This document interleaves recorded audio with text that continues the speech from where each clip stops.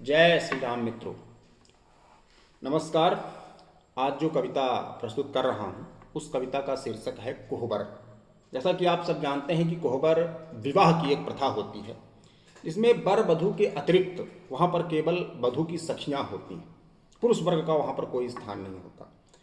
तो ये जो कोहबर है कोई सामान्य कोहबर नहीं है, प्रभु श्री राम के विवाह का कोहबर है जिसमें श्री लक्ष्मण भी हैं और श्री लक्ष्मण के साथ सीता जी के सखियों के साथ जो नोक झोंक होती है तो उसका वृत्तांत इस कविता में है। और इसके साथ साथ बहुत सारी कुछ ऐसी बातें जो काम की हैं, तत्व है, रस है और उसका कोई उसके दूरगामी अर्थ है, व्यापक अर्थों में है, तो उनसे संबंधित ये कविता है।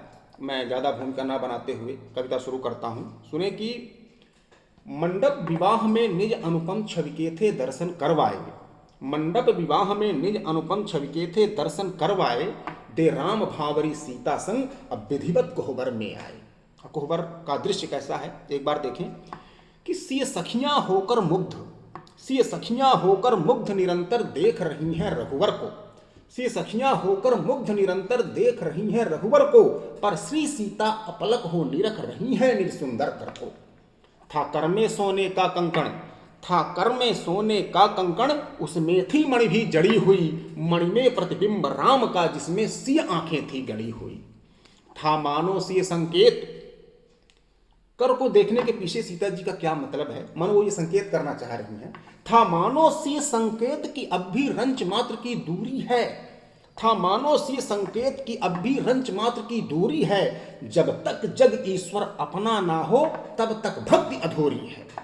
लोचन ज्ञानेन्द्रिय कर कर्मेंद्रिय और राम परमेश्वर हैं, यदि हिला हाथ या नेत्र विधाता का दर्शन फिर दुष्कर हैं बैठे प्रभु भी निकट, हैं बैठे प्रभु भी निकट साथ ही सखियों हित आकर्षण हैं बैठे प्रभु भी निकट साथ ही सखियों हित आकर्षण हैं, जो तर कर नयन हृदय में निज पा रहे सिए छवि दर्शन है पराकाष्ठा भक्ति की सचमुच, है पराकाष्ठा भक्ति की सचमुच दृश्य यही ये बतलाए, दे राम भावरी सीता संग अब विधिवत कोहबर में आए। यहां पर आपने देखा कि प्रभु श्री राम सीता जी में खोए हुए हैं और माता सीता प्रभु श्री राम में खोई हुई है। तो अन्य सखियों को ऐसा लगा कि ऐसे तो हमारा काम बिगड़ जाएगा, प्रभु हमारी तरफ नहीं देखेंगे तो हमारी भक्ति का क्या मतलब है। पर यहां तो प्रभु तो केवल सीता जी में खोए हुए हैं। तब वहां पर एक सखी ने एक प्रयोग किया और कुछ बोली, और बोली इतना जोर से बोली कि किसी को सुनाई पड़े या ना पड़े, राम को जरूर सुनाई पड़े। बोली सखी एक तब अवध का कुंवर ये बड़ा घमंडी है, बोली सखी एक तब अवध का कुंवर ये बड़ा घमंडी है, जिसे छोड़ जान की बाकी सब लगते केवल पाखंडी हैं। बहुराजा राजकुमार मिथिला में आए और प्रस्थान किया, उनमें से किंतु किसी ने ना इनके जैसा अभिमान किया। ये तो सर्वोत्तम मान स्वयं को अखिल जगत को भूले हैं, नीचे रख दृष्टि सतत अपने ही गुण यौवन में फूले हैं। हे उमानाथ दो ज्ञान इन्हें, हे उमानाथ दो ज्ञान इन्हें जो होकर आत्म विभोर बहे, हे उमानाथ दो ज्ञान इन्हें जो होकर आत्म विभोर बहे, खुद को अति सुंदर मान हमारी ओर तनिक ना देख रहे। स्तुति अजीब सुन राघव, स्तुति अजीब सुन राघव सखी की ओर देख कर मुस्काए, दे राम भावरी सीता संग अब विधिवत कोहबर में आए। सखी का प्रयोग आखिरकार सफल हुआ, प्रभु ने उसकी तरफ देखा और हंसे। लेकिन यह स्तुति करने का एक अजीब तरीका था। ऐसी स्तुति इससे पहले प्रभु की किसी ने की नहीं थी। परशुराम से उनकी नोक झोंक हुई थी, लेकिन लास्ट में परशुराम ने भी यही कहा था, विनयशील करुणागुण सागर जयति बचन रचना अति नागर, ये उपाधि देकर गए थे। लेकिन यहां तो बात उल्टी हो गई। चलो ठीक है, प्रभु ब्रह्म है, उन्होंने सुन लिया, स्वीकार कर लिया, लेकिन लक्ष्मण कहां सहने वाले थे। अब देखिए लक्ष्मण क्या कहते हैं। रघुवर संदर्भ में इससे पहले कभी न ऐसा कहा गया, ऐसी स्तुति किसी ने नहीं की थी राघव की। रघुवर संदर्भ में इससे पहले कभी न ऐसा कहा गया, सुनकर आली की बात लखन से बिल्कुल भी ना रहा गया। बोले सौमित्र, सुमित्रानंदन बोले सौमित्र हमारे प्रभु में रंच मात्र भी दर्प नहीं, बोले सौमित्र हमारे प्रभु में रंच मात्र भी दर्प नहीं, टिक सकते इनके सम्मुख लेकिन कोटि कोटि कंदर्प नहीं। यदि क्षुद्र जीव इस जग का कोई गर्व करे नादानी है, ये सच है, यदि क्षुद्र जीव इस जग का कोई गर्व करे नादानी है, पर इतराए सूरज स्वतेज पर तो क्या वह अभिमानी है। सो गर्व भी करे नाथ अगर तो, सो गर्व भी करे नाथ अगर तो उसके वे अधिकारी हैं, जो पूर्ण ब्रह्म में शंका करते उनकी मति बेचारी है। थे सोच रहे लक्ष्मण सखियों की स्यात बुद्धि अब खुल जाए, थे सोच रहे लक्ष्मण सखियों की स्यात बुद्धि अब खुल जाए, दे राम भांवरी सीता संग अब विधिवत कोहबर में आए। जब लक्ष्मण ने यह तर्क प्रस्तुत किया तो सखी को हंसी आ गई, बड़े जोर से हंसी और बोली, हंसकर कहा सखी ने भुजबल या फिर सुंदर गात कहे, हंसकर कहा सखी ने भुजबल या फिर सुंदर गात कहे, ये समझ ना आता मुझे भला अभिमान इन्हें किस बात का है। भाई ठीक कह रहे हो कि सूरज है, सूरज को तेज पर अभिमान करना चाहिए, पर अभिमान करने वाली कोई बात तो हो। पर राम में ऐसी कौन सी बात है जिस पर अभिमान करें, भुजाओं के बल का या सुंदरता का। हंसकर कहा सखी ने भुजबल या फिर सुंदर गात का है, ये समझ न आता मुझे भला अभिमान इन्हें किस बात का है। यदि अहंकार लालित्य का है, यदि सुंदरता पर गर्व है, यदि अहंकार लालित्य का है, तो नहीं व्यर्थ यह भ्रम रखिए, नजरों को उठा स्वयं की रघुवर एक बार सी को तकिए। यह कार्य आपके अंतर से मतिभ्रम को दूर भगाएगा, कितने सुंदर हैं आप, आपको यही पता चल जाएगा। और जिस श्याम सलोनी सूरत पर आप गर्व करते हैं, तो इसका भी सुन लीजिए। कारण गुमान का आपके है जो श्याम सलोनी काया है, कारण गुमान का आपके है जो श्याम सलोनी काया है, दो राय नहीं मिथिलेश कुमारी की केवल वह छाया है। इस पलटवार से सखी के लक्ष्मण क्षण भर को थे भरमाए, दे राम भांवरी सीता संग अब विधिवत कोहबर में आए। लक्ष्मण को ऐसे उत्तर की अपेक्षा नहीं थी, इस पलटवार की अपेक्षा नहीं थी, लेकिन लक्ष्मण भी शेषावतार है। तुरंत उन्होंने अपना दूसरा तर्क प्रस्तुत किया। उन्होंने कहा चलिए मान लिया बहुत सुंदर सीता जी के सामने राम फीके पड़ गए, लेकिन अभी बात खत्म नहीं हुई है। सौंदर्य विषय में आप लोग कुछ कहे नहीं बोलूंगा मैं, सौंदर्य विषय में आप लोग कुछ कहे नहीं बोलूंगा मैं, बोले लक्ष्मण पर धनुष यज्ञ का भेद यहीं खोलूंगा मैं। क्या याद आपको है कुछ जब, क्या याद आपको है कुछ जब श्री जनक जतन सब व्यर्थ हुए, क्या याद आपको है कुछ जब श्री जनक जतन सब व्यर्थ हुए, विकराल संबुधन खंडित करने में योद्धा असमर्थ हुए, किस भांति कहो तब मिथिलावासी रोते और बिल खाते थे, सिर्फ धनुष भंग हो कैसे इसका उत्तर खोज न पाते थे। उस समय हमारे प्रभु ने, उस समय हमारे प्रभु ने हरधन तोड़ बड़ा उपकार किया, मिथिला निवासियों की नौका जो डूब रही थी पार किया। जाहिर है इससे शौर्य हमारे प्रभु का बड़ा अलौकिक है, जाहिर है इससे शौर्य हमारे प्रभु का बड़ा अलौकिक है, इस हेतु अगर वे गर्व करें तो बिल्कुल यह स्वाभाविक है। तो सखियों का जो क्या था कि सखियां तो तैयारी करके आई थी, तो इस काट का जो, इस तर्क का जो सखियों ने उत्तर दिया वो बड़ा ही व्यापक अर्थों वाला और बड़े ही गूढ़ अर्थों वाला है। यह तर्क वितर्क लखन सखियों के मध्य हर घड़ी गहराए, दे राम भांवरी सीता संग अब विधिवत कोहबर में आए।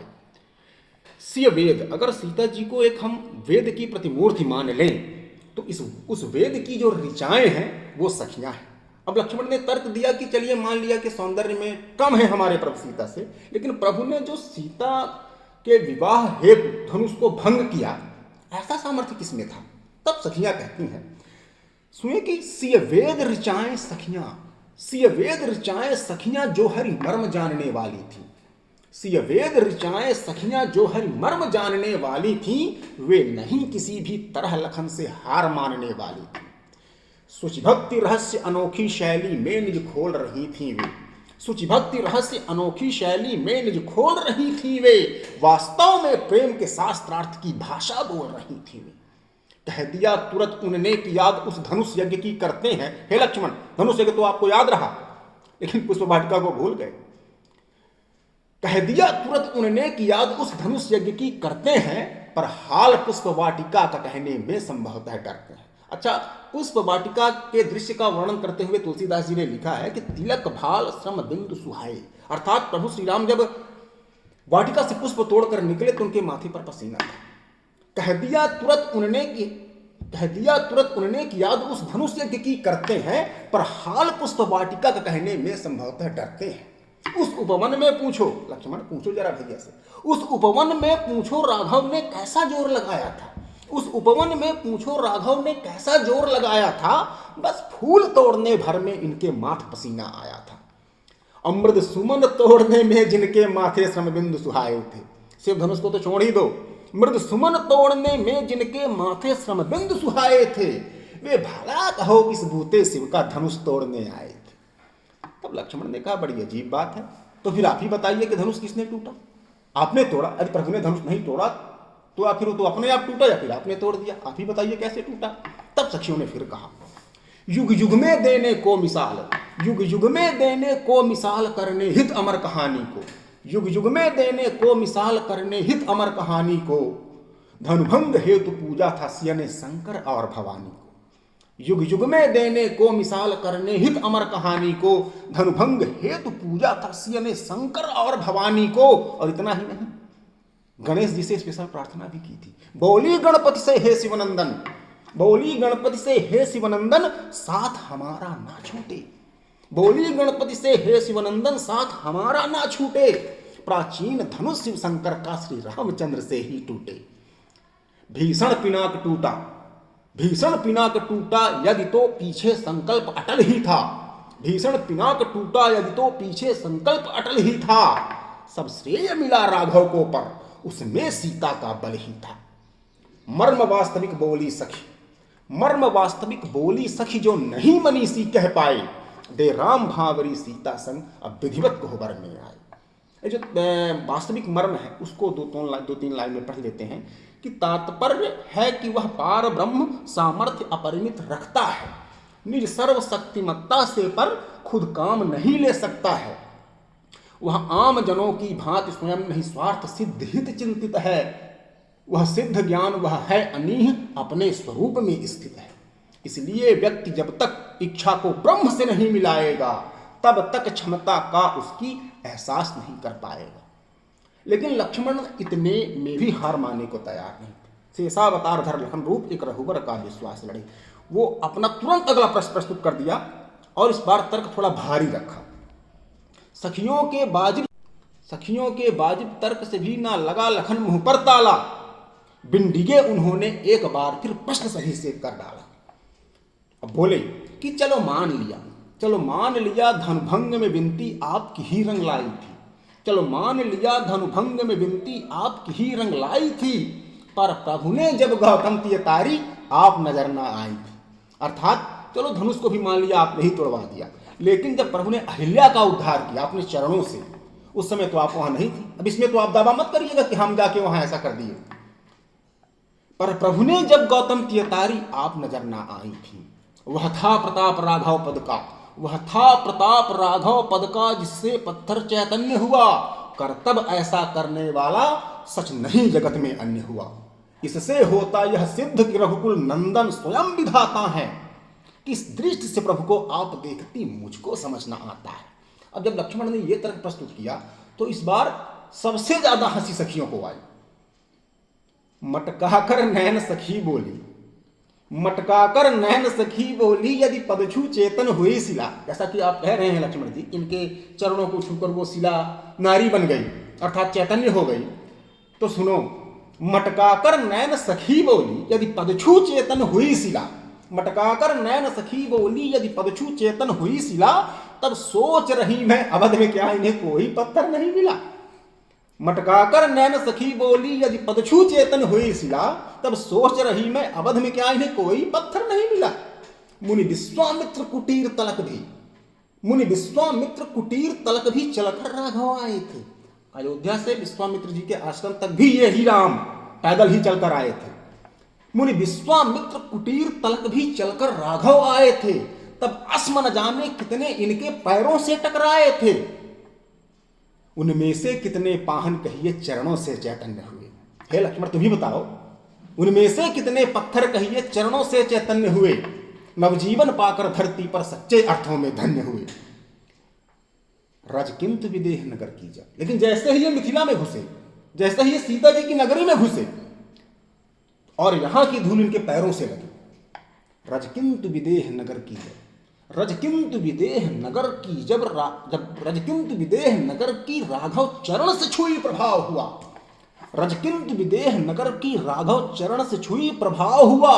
निर्जीव पड़े पत्थर में चेतनता का प्रादुर्भाव हुआ।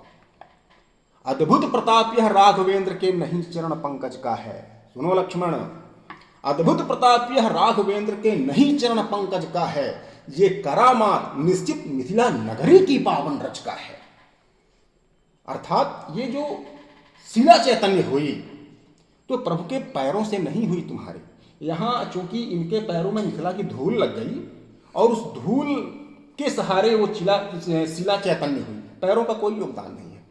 अद्भुत प्रताप यह राघवेंद्र के नहीं चरण पंकज का है। ये करामात निश्चित मिथिला नगरी की पावन रच का है। पर इस बार लक्ष्मण ने पकड़ दिया। सौमित्र ने कहा अच्छा, सौमित्र ने कहा अच्छा, सौमित्र ने कहा अच्छा करतब अगर यहां की रज का है। सौमित्र ने कहा अच्छा करतब अगर यहां की रज का है तो सत्य कह रहा हूं मैं सखियों विषय बड़े अचरज का है। मिथिला की ही सूची धूल में थी जो शिला अभी तक पड़ी हुई। प्रभु पद स्पर्श से पहले फिर वह क्यों नहीं उठकर खड़ी हुई। कि भाई जब धूल का ही कमाल है तो प्रभु को चरण छुलाने की क्या आवश्यकता पड़ी, अपने आप खड़ी हो जाती। इसी धूल में तो बरसों से पड़ी है, फिर प्रभु के चरण छूने पर ही क्यों चैतन्य हुई। मिथिला की ही सूची धूल में थी जो शिला अभी तक पड़ी हुई। प्रभु पद स्पर्श से पहले फिर वह क्यों नहीं उठकर खड़ी हुई। दोनों पक्ष अड़े जिद पर कहो कौन मामला सुलझाए। दे राम भावरी सीता संग अब विधिवत कोहबर में आए। आखिर में सबने कहा राम से अधिक मौन अब मत धरिए। आखिर में सबने कहा राम से अधिक मौन अब मत धरिए। पद और धूल में जादू किसका नाथ आप निर्णय करिए। तब राघवेंद्र ने कठिन वाद को सही दिशा में मोड़ दिया। तब राघवेंद्र ने कठिन वाद को सही दिशा में मोड़ दिया और उत्तर देते हुए साथ में नए सूत्र को जोड़ दिया। बोले राघव पद धूल का जादू देख आप सब भूल गए। किसी ने पैरों के जादू को महसूस किया, किसी ने धूल के जादू को महसूस किया, लेकिन मूल तत्व को भूल गए। बोले राघव पद धूल का जादू देख आप सब भूल गए, पर जिसने इन्हें मिलाया था उस महापुरुष को भूल गए। उनकी ही कृपा के फलस्वरूप यह चमत्कार साकार हुआ। गौतम तियका गुरुवर कौशिक के कारण सच उद्धार हुआ। गौतम तियका गुरुवर कौशिक के कारण सच उद्धार हुआ। रघुपति के चरणों में दीपक बार बार निज सिर नाए। दे राम भावरी सीता संग अब विधिवत कोहबर में आए। बहुत बहुत धन्यवाद। जय श्री राम।